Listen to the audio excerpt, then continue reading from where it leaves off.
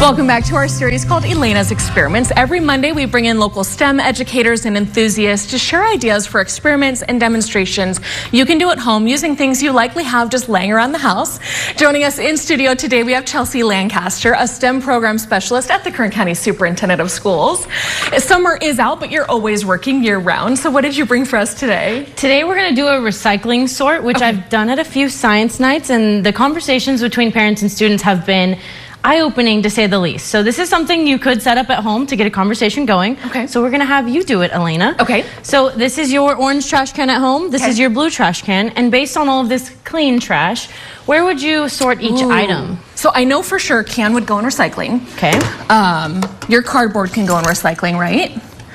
Where it starts getting confusing is the plastics. So I know batteries cannot. I usually take these to the library and put them in the battery box there. Perfect. But all of these, a pen, I don't think you could recycle.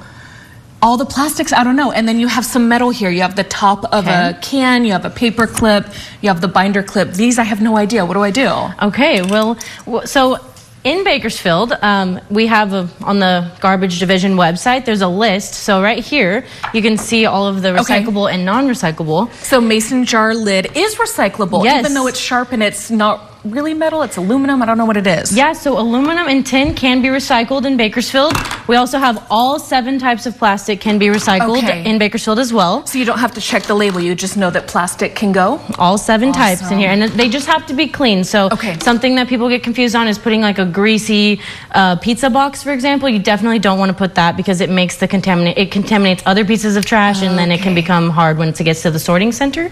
Makes sense. But this is just a great way to kind of build up that literacy of, it's not just trash, it's kind of just building better habits as a family and just kind of think about it. And you could spend some time kind of cleaning your trash and figuring out where it goes. But we actually have a pretty robust recycling system here, and I feel like most people don't really know. So we don't know. I should get a camera back in there if they'll let me someday, just to show the process.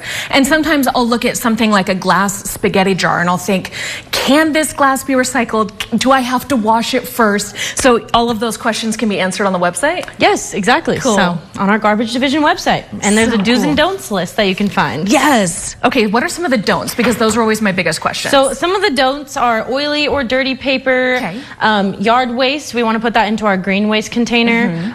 E-waste, like she was mentioning the batteries, we want to take that to the e-waste facilities, not in our blue trash can. Really just foil drink containers that have like Capri Sun, there's plastic and foil. It's too intertwined to really separate. And so there's just like wet paint, things like that you don't want to include. So if it's dirty, you most likely want to leave it out, but something like a plastic lid or container can easily be rinsed off, and you can put it into your blue trash can, and the sorting facility can take care of the rest. And what about the styrofoam? Styrofoam is one of the 7 types of plastic, so we can put that into our trash can. I never think of that being plastic, but I know that it takes forever in the landfill to break down, so if you can get it recycled, that's the best for everybody. Yes, and then this hopefully will help inform our consumption as well, thinking about, okay, all these things that we have to put into the landfill, is there a way that we could maybe consume less from the get-go? Yes. Yes, exactly. I think about that more and more while I'm shopping, and sometimes my kids will ask for something that comes in bulk. I want 2,000 of those teeny tiny plastic ducks, and I'm like, guys, those are just going to end up in the trash. And so I'm starting to have them thinking about it, and this is a great way to continue that conversation. Yeah. Chelsea, this has been awesome. Thank you so much. Of course, thanks for having me. I love it. And what's the website again to check this all out?